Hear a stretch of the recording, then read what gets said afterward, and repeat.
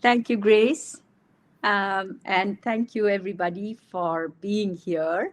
I'd also like to thank the US Botanic Garden for organizing this event and for having me here today. Cotton is a vast topic, and so I'll start with giving you a brief overview of cotton across the globe, and then we will focus on fine woven cottons in India and how artisans in a very small, remote area of India continue to grow, spin and weave indigenous cotton. So let's start with the first question. What is cotton? Cotton comes from the same family, believe it or not, as okra and hibiscus. It's the Malvaceae family, or the mallow family.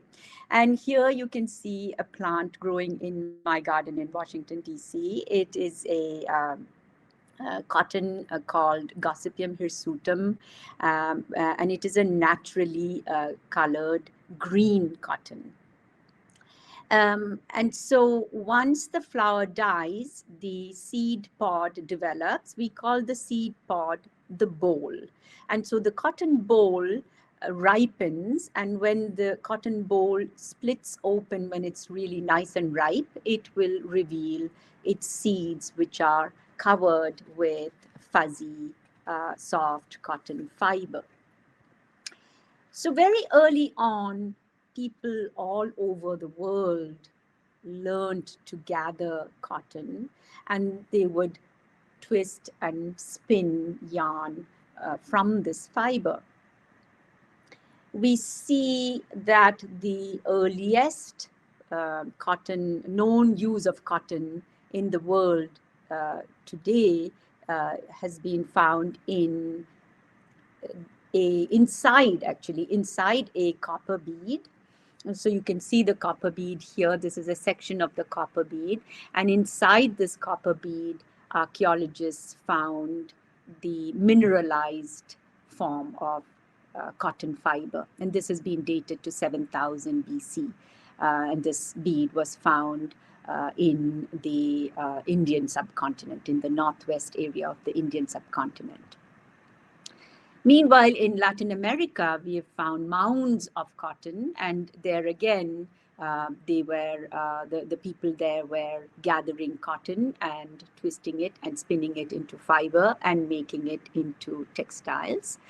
And in Africa too, we have cotton. The African cotton is dated to a little later. It's 100 CE.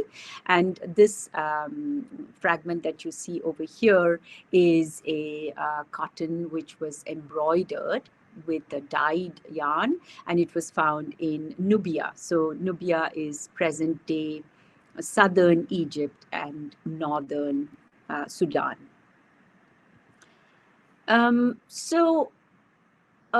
When we look at the most cultivated cotton species, we have 4 of them, and these were all domesticated way back in antiquity. Let's start with the first, Gossypium hirsutum. Gossypium hirsutum happens to be 90% of what is being cultivated in the world today. We also call it upland cotton, and it comes from the Americas. Then we have Gossypium barbadans. Gossypium barbadans is now considered to be the most luxurious or high-end cotton. I'm sure that all of you have heard of Pima cotton, Egyptian cotton, Sea Island cotton. All these are coming from Gossypium barbadans. And this is also what the early Peruvians cultivated. When we come to Africa, North Africa, and some parts of Northwest India, we see Gossypium herbaceum. Gossypium herbaceum was domesticated in Africa as early as 25 BC. And in India, we still have a very small pocket of this type of cotton growing. And finally, we come to one of the most special types of cotton, to me, and what I will be talking about today. It's Gossypium arboreum. It is indigenous in India and Bangladesh. So, although cotton, as you can see, was grown or gathered all over the world, it all really begins in the Indus Valley civilization in northwest India, or the northwest Indian subcontinent. And this is the place where cotton was cultivated, manufactured into goods, and traded as early as the 1st century AD. We have many written records of cotton fabrics being traded both to Rome, Egypt, Greece, to the west, and then to Southeast Asia. Two other areas which are very important in India in terms of cotton manufacture and trade are Bengal and the Coromandel Coast, as you can see my arrow pointing here. Now, cotton fabrics from the Indian subcontinent were coveted goods. They were traded by traders, starting with Arab traders and even Indian traders, who would take these beautiful, colorful, patterned textiles all over the world. It starts here. We have some fragments which we have found in Egypt. These were all manufactured in India and then traded with Egypt. And then by the 17th century, the same tradition of patterning cottons with color-fast natural dyes became very, very important. India was the largest exporter of cotton textiles, and you can see this textile on the right. It's called a chintz, and chintz took Europe by storm. And huge quantities of chintz was being exported to India, where in the beginning they were used for furnishings, but when the furnishings wore down, people would cut them up and make them into clothing. So it was that popular. Another textile, which another whole range of textiles, is called muslin.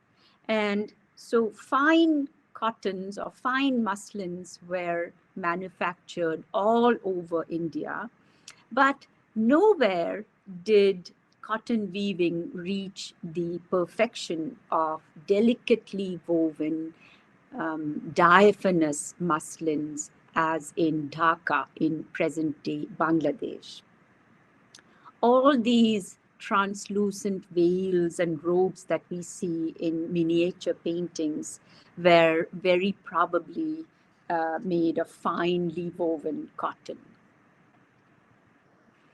Now, once they were woven, these beautiful muslins were named poetic names. They were called Abravan or Shabnam. Abravan means flowing water. Shabnam means morning dew. And these were actually qualities of fabrics. So one would be a little bit more translucent than the other. And most often they were destined for royalty because they were so, luxurious.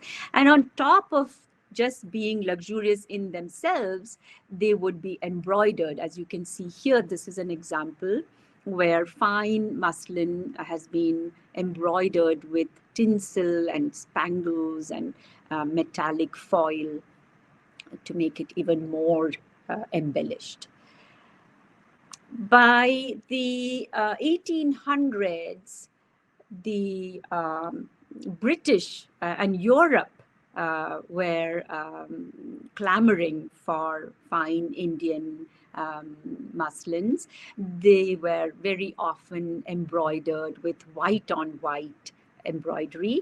And Empress Josephine in France set the trend by coming up with this empire style gown, which was this kind of very flowy, very comfortable gown made of layers of translucent Indian muslin. And then she would drape a very elegant cashmere shawl, which was also coming from India, around her shoulders.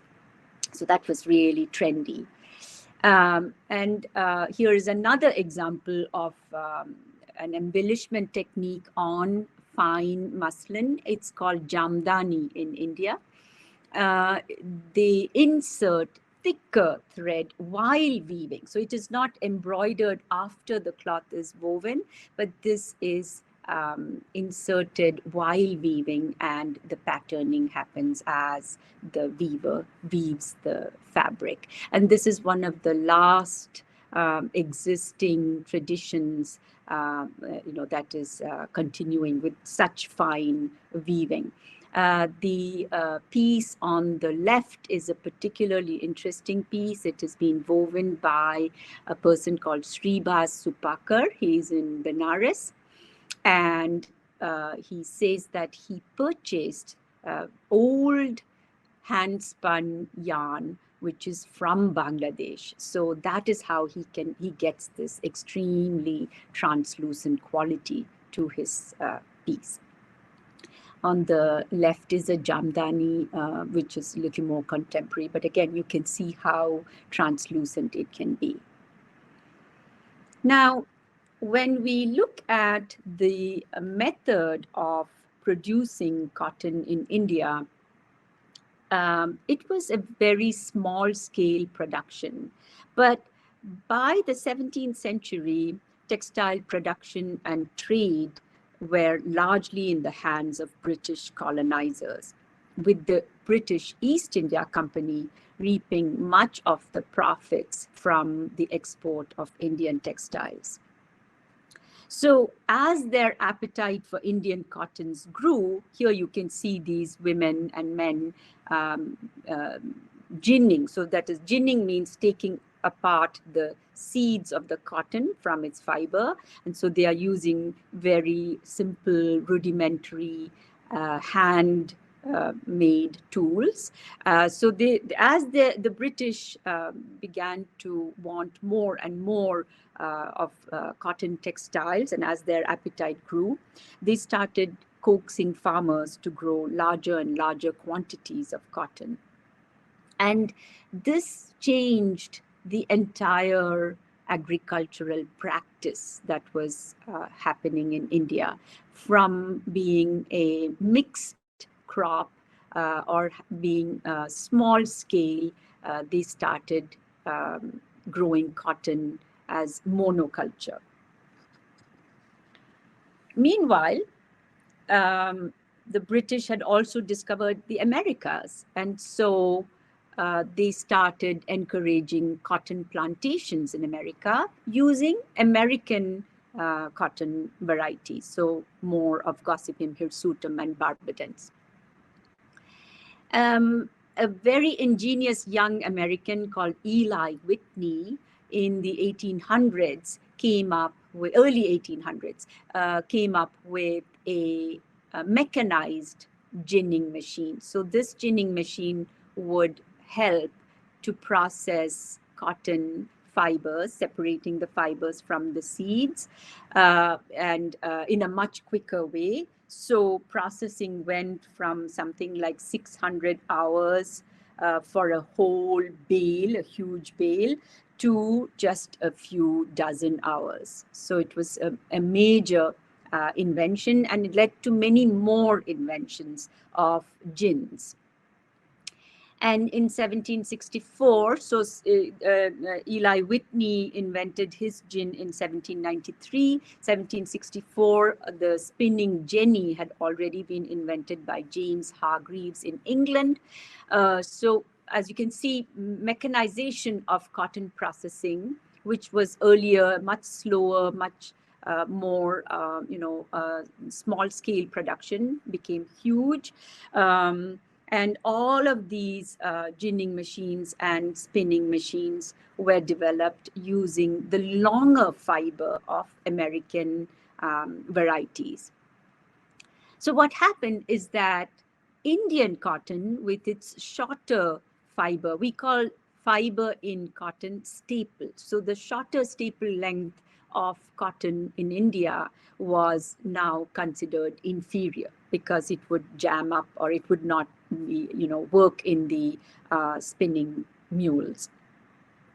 So next, by about 1880, indigenous Indian cotton had been completely replaced by foreign cotton. And the Indian farmers began to cultivate huge quantities to be able to supply these ever-hungry mills in Britain. And then what could they do with all the fabric that they were manufacturing, right? So the British now saw India as a vast market to market their mill-made cloth. All these beautiful Dhaka muslins, like the abravan or flowing water and the jamdanis began to get scarce.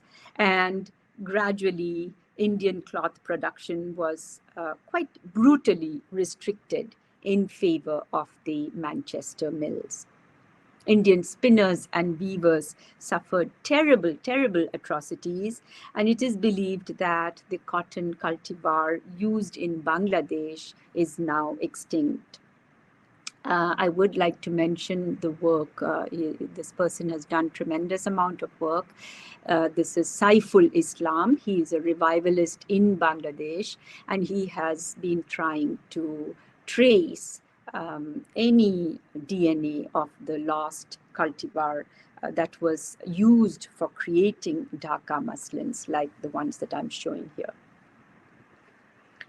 So now the British had the Indian market. Now they wanted to figure out how to cater to the tastes of the Indian market. And so they tried to replicate the very fine textiles of Dhaka, but the finesse of Dhaka muslins remained a mystery and baffled them. They just couldn't figure it out. It is only much later, and I've been gathering these facts from various sources, that we now have some kind of an idea of how they achieved such finesse, especially in Bangladesh. So first it starts with the plant, then the fiber, the yarn, and the processing of the entire, manufacturing of cotton. So let's start with the plant. Here you can see a painting of Gossypium arboreum. And so there was a very specific type of Gossypium arboreum being grown in Bangladesh. It's called Gossypium arboreum var neglectum. And all of the Gossypium arboreum or Gossypium herbaceum as well in some parts of India were endemic species. So they were indigenous to India. They were adapted to the geography of India. They need much less pesticides. They don't need much watering. They're very hardy.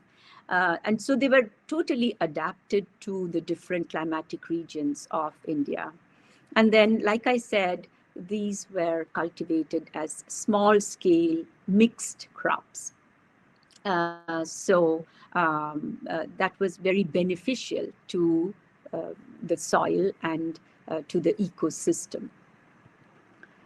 Then we have the fiber. So Gossypium arboreum fibers are shorter indeed, but shorter than the American varieties, but they have many qualities to them. It's very surprising. Each fiber actually has a larger diameter than the American varieties.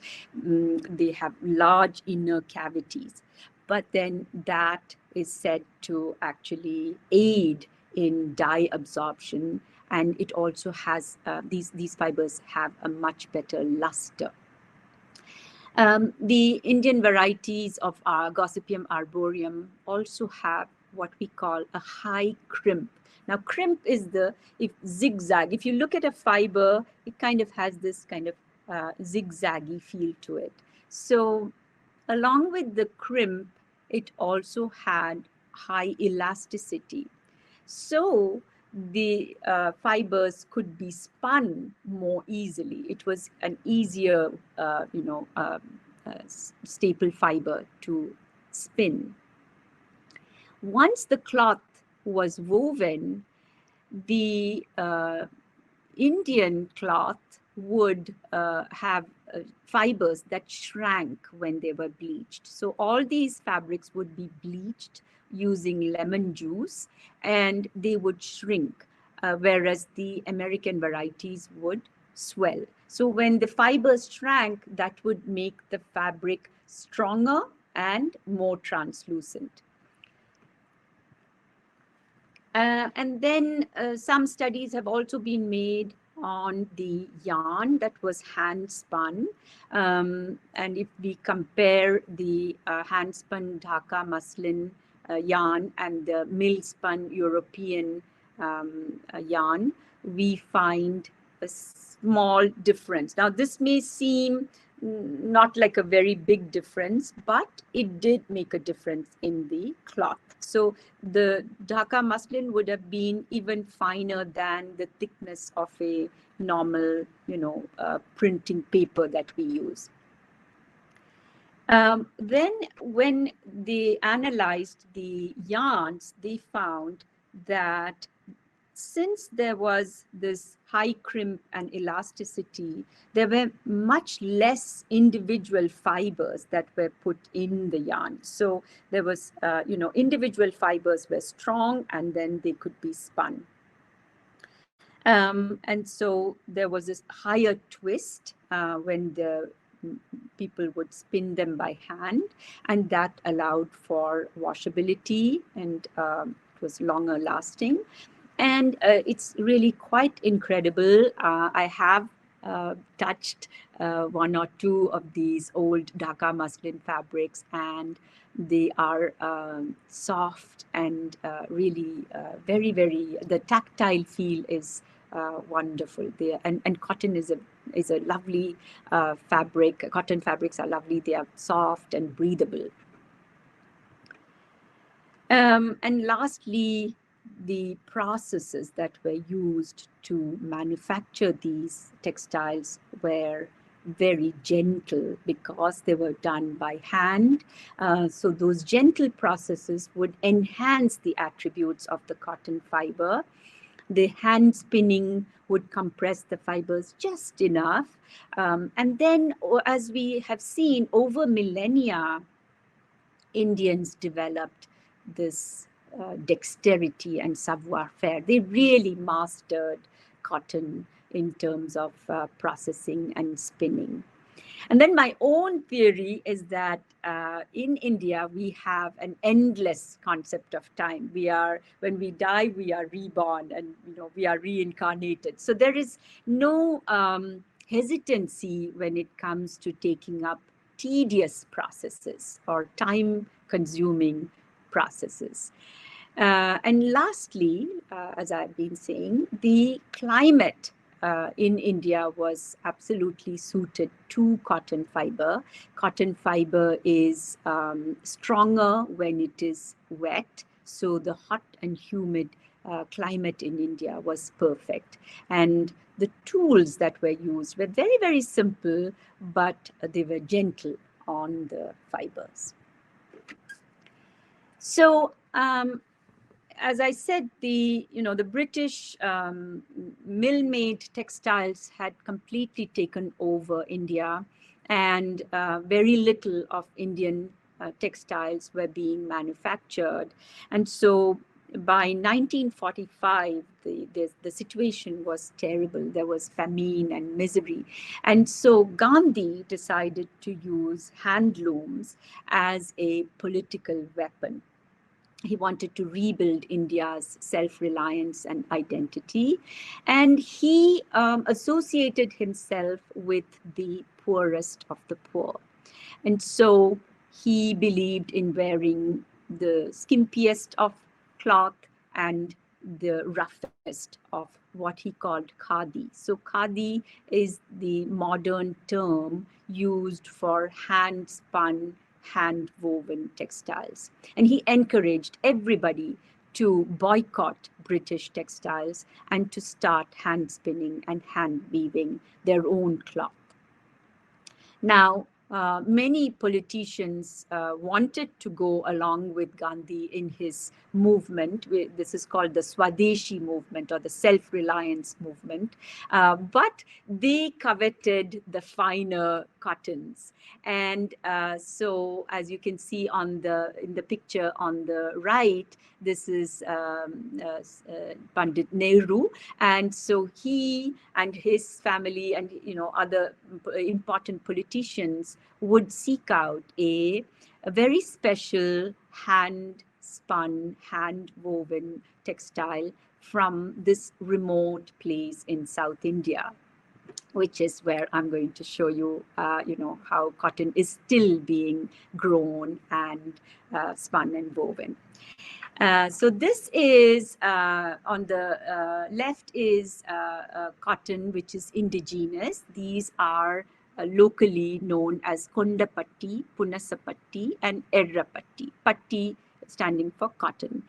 And so Kunda and Punasa are usually a off-white, a natural off-white, whereas the Erra is translated to red. So it's not really red, it is the beige that you see in the background. This background textile that I've put on in all of my slides is Errapatti. So it's a naturally rose beige colored cotton.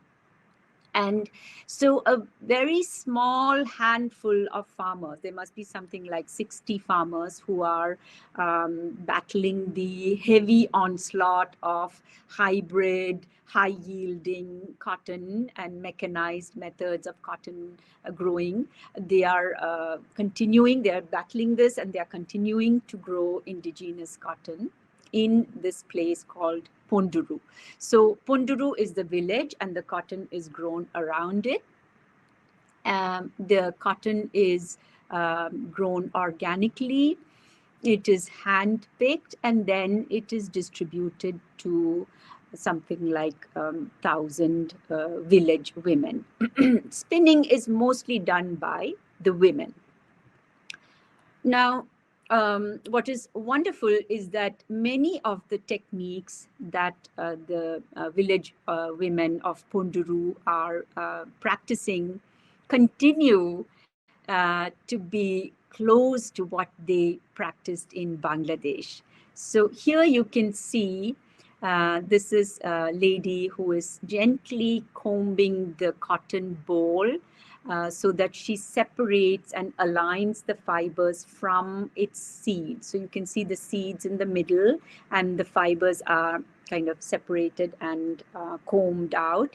And so she combs every individual ball of cotton with a comb which is made with the teeth of a locally fished catfish. That's very much similar to what they would use in Bangladesh. Then she feeds the combed cotton through two wooden rollers. So the two wooden rollers kind of roll in opposite directions, and that helps to separate the fiber. The fiber falls to one side and the seeds fall to the other side. So this very gentle process allows the farmers to recuperate the seeds and use them for planting in the next season. Next, they take the fiber and amass a small quantity, very, very small quantity is amassed, and then it is twanged with a small bow. The bow is stretched with a nylon string from tennis rackets. It used to be animal gut, but now they found that nylon works equally well. And so it's twanged several times until the entire fiber becomes this kind of, nebulous mass. And it's the size of a melon. As you can see, she's holding this mass of cotton in her hand, making sure that there are no asperities, no, nothing like dry leaves or dried bolls that are in it. And so once it is made into this nebulous kind of a mass of fiber, then it is very carefully rolled into what is called a punni. Punni is like a small rove, and that is encased carefully in a clean piece of dried banana bark. Next, the spinner holds the punni in her hand, in one hand, usually the left hand, and then touches a little bit of that punni, this fiber, to a piece of string which was spun earlier. And so that piece of string is on this recycled bicycle spoke, and then she draws it out and spins by turning a wheel. So this is called a charkha. This is an example of the fine hand-spun yarn that they are still able to make. Once they spin the yarn onto those cones that you saw in the previous slide here, these cones, then the yarn is measured here. 1,000 meters or 1,094 yards is measured out, and if that weighs 10 grams, then we have what is called a hundreds count yarn. Now, we believe that in ancient Bangladesh, they were able to spin 340 count yarn. So it was almost invisible to the eye. Here you can see this is a centimeter scale, and I've just put some of these yarns from Ponduru. These are hundreds yarns in the centimeter scale. Once the yarns are measured out, then they are given to weavers. There's a long process. I'm not getting into all the details, but then the yarn is transferred onto very, very simple wooden looms. And the looms in India are mostly what we call pit looms. So a space is dug out in the ground along with a built-in seat. So believe me, this is one of the most comfortable types of looms that one can sit at and weave. I've tried them. And this is also terrific when it comes to keeping the cotton yarns humid, because all the yarns are at ground level. So the ground remains more humid during the day.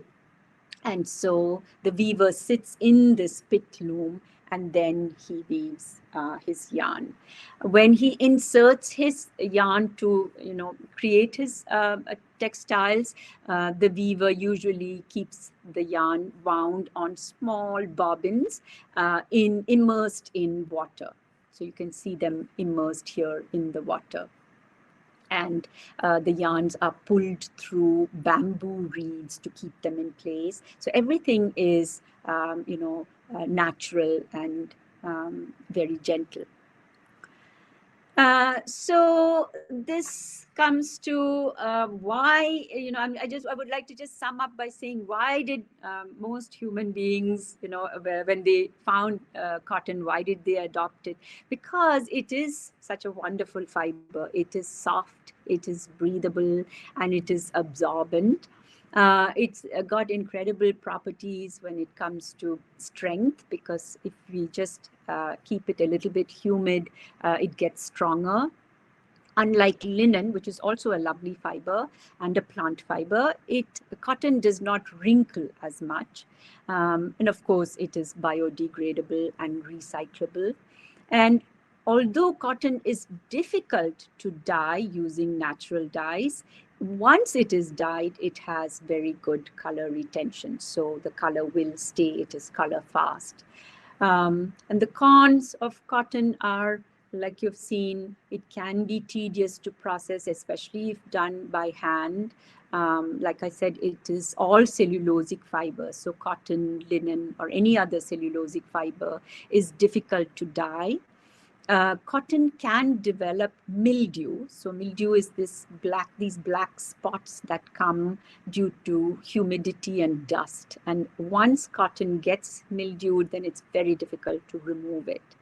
In terms of strength to flames and heat and the sun, cotton can get degraded.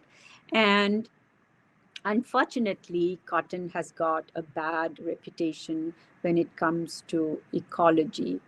I'd like to go further. I'd like to go to this slide first and then come back. So cotton got this terrible reputation because of monoculture and extensive, intensive cultivation. So here is an example. This is one of the worst environmental disasters in the world. In the 60s, the Soviets wanted to grow large areas of white gold, as they called it, around the Aral Sea. And you can see these images from NASA, where the Aral Sea was drained little by little to irrigate foreign species of cotton until it dried up. So obviously, what with that and with all the pesticides and insecticides that are being used to grow cotton that is not indigenous to the world, it has become it has got this bad reputation. So one of the hopes that revivalists or activists or people who are more sensitive to indigenous cotton, what they would like to see is the use of more ecological methods of growing cotton. Cotton need not be bleached all the time. It is available in natural colors. So as you can see, this is a pale green cotton, and once this is washed, it will get even darker. So these naturally colored cottons actually get darker in color. There are lovely shades of beige, there are off-white cottons, and there is apparently a blue tinted cotton which was found in Uzbekistan, but which is apparently not yet being grown. Cotton is over-processed right now. It's usually cultivated in certain areas, then it's packed into these bales and then transported over very long distances, taken to mills where the bales are kind of literally blasted apart to separate the fibers, and then they go through these processes which turns the fiber into yarn. So one can we should actually see if we can also promote less processing, growth of indigenous varieties. So the Japanese actually have a term called wabi-sabi. It is the appreciation of natural, handmade, that kind of thing. And so there are a couple of places now in India where there are movements which are trying to bring back an appreciation for hand-spun, hand-woven, indigenous cotton. So in South India, there is this area, the Ponduru area. There is also another movement called Malka, which is trying to promote the growing of cotton near the villagers who weave the fabric. And then in Gujarat, in northwest India, there is another movement to promote the growth of indigenous cotton and the use of the less processed cotton yarns. We are hopeful that these kinds of enterprises will continue. There is also a lot of effort to go back to regenerating soils that have been terribly depleted. Patagonia, for example, is working with Indian farmers to try and create regenerative organic cotton.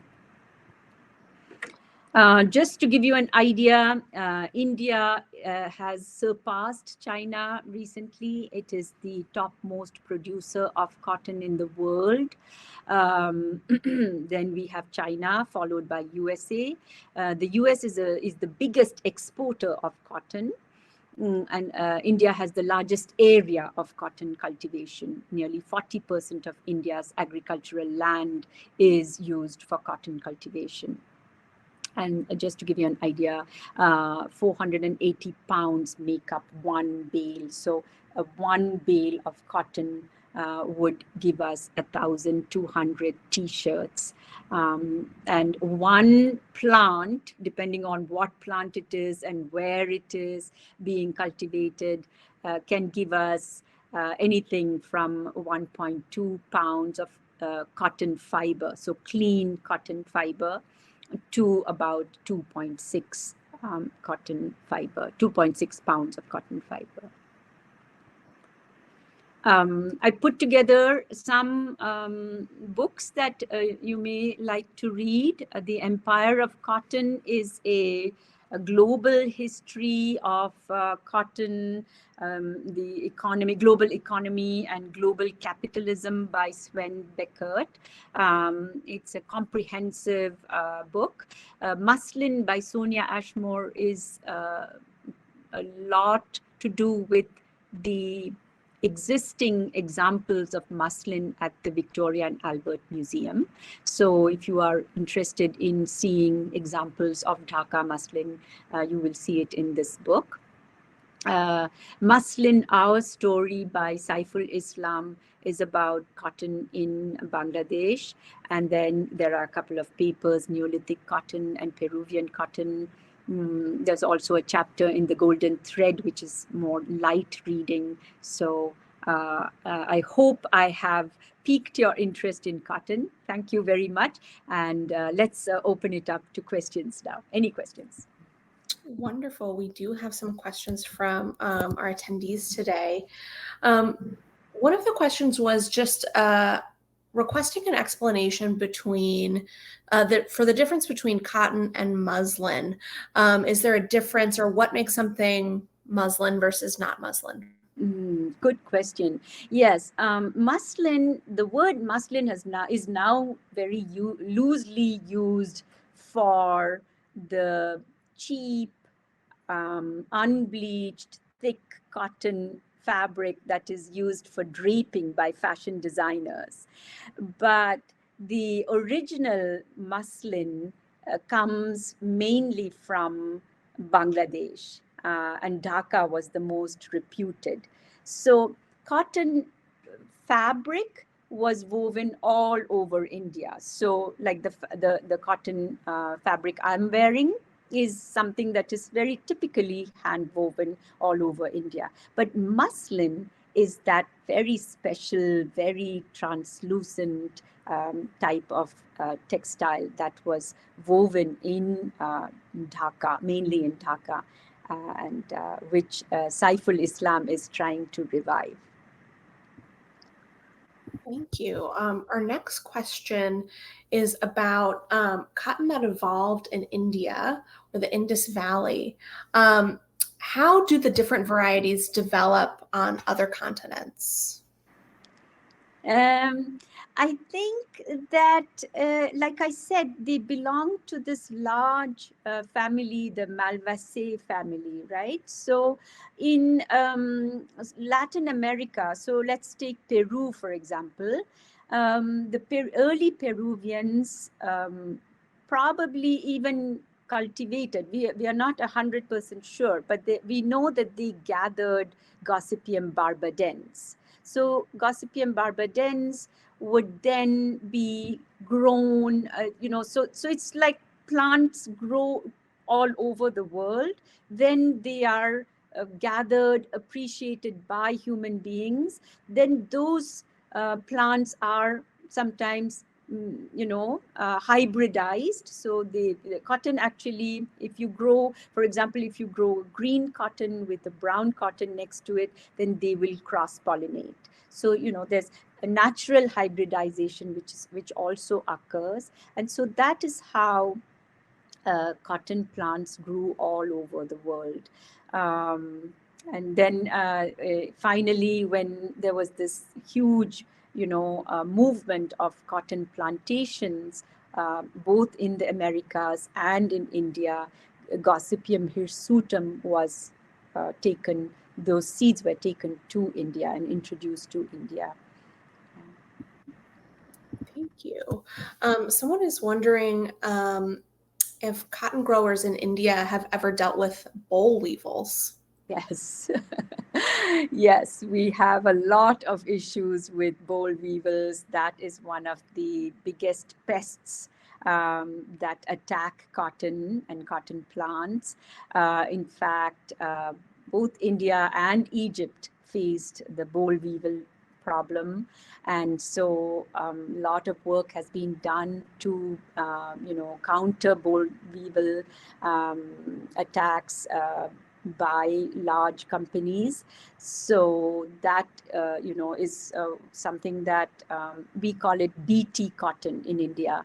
So BT cotton is supposed to resist boll weevil attacks, but it's not, it doesn't solve every problem, right? So these genetically modified cottons then require more care. They may need more pesticides for other things.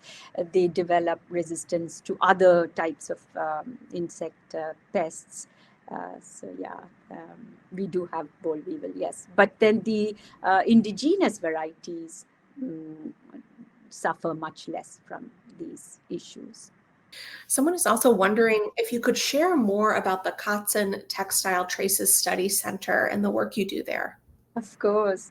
So the Coats and Textile Traces Study Collection is a encyclopedic and pedagogical collection.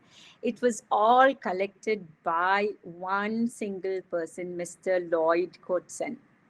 And so Lloyd Coatson collected only fragments. So while all other collectors were collecting large pieces and full-fledged robes and carpets, Lloyd Coatson focused on small fragments which would fit into boxes, because he had a singular purpose in mind. He wanted these fragments to be accessible for study by researchers, scholars, students, professors, And so the Coatson Center is actually a center for, the study of textiles. And so we welcome anybody who is interested in studying these textiles. They range from antiquity to present times, and they span the entire globe. So one of our oldest textiles is about 700 BC. It's an impressive textile with brilliant colors.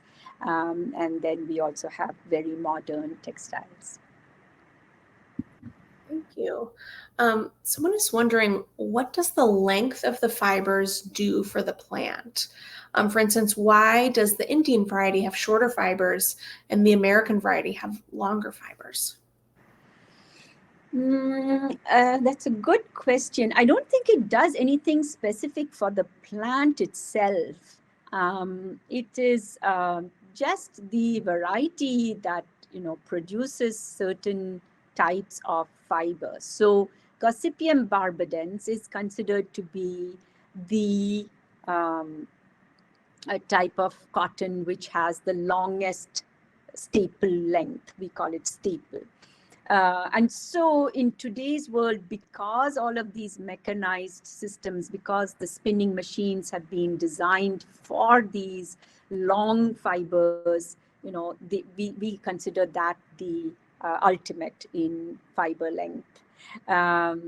Indian varieties just happen to be more compact.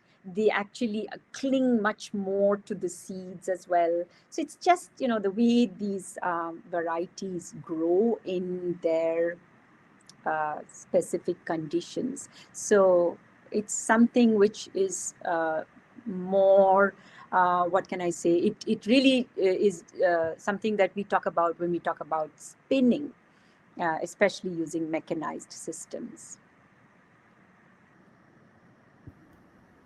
Thank you, Karthika. So our next question is, someone is just wondering sort of about the history of how Egyptian cotton went from Peru to Egypt. Mm. Okay, that's a very interesting story. If I remember right, there was indigenous Egyptian cotton growing in Egypt. And then there was some sort of, disease. It may have been boll weevil itself. And the Egyptian cotton industry took a sharp dip. At that time, I believe it was a French or Swiss agro scientist called Tanguy, who had seen Peruvian cotton, and he felt that the Peruvian cotton would do well in Egypt. And so he did a cross between the endemic Egyptian cotton and the Peruvian Gossypium barbadens. And then he introduced that to Egypt. And that is how the Egyptians got Gossypium barbadens. So, yeah. Wow, thank you so much. We'll take one more question here. Have cotton growers in India ever tried growing and weaving milkweed, which is obviously a plant that grows in North America as well? Yes, if we go back to my original second slide, I showed a Peruvian textile. I could go back, but I would need to go right back.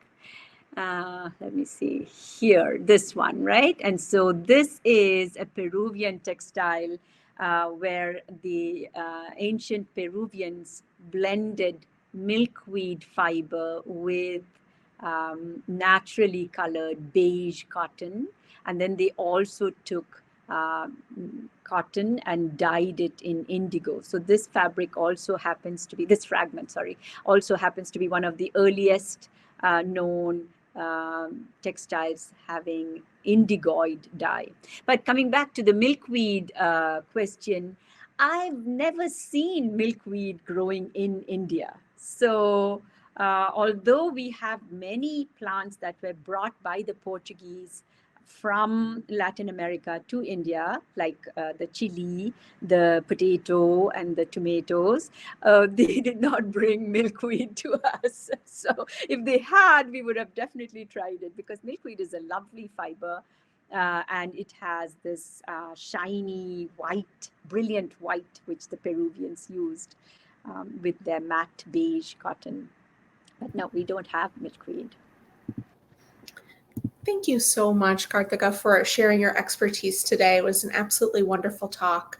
And thank you so much for everyone who attended today's lecture.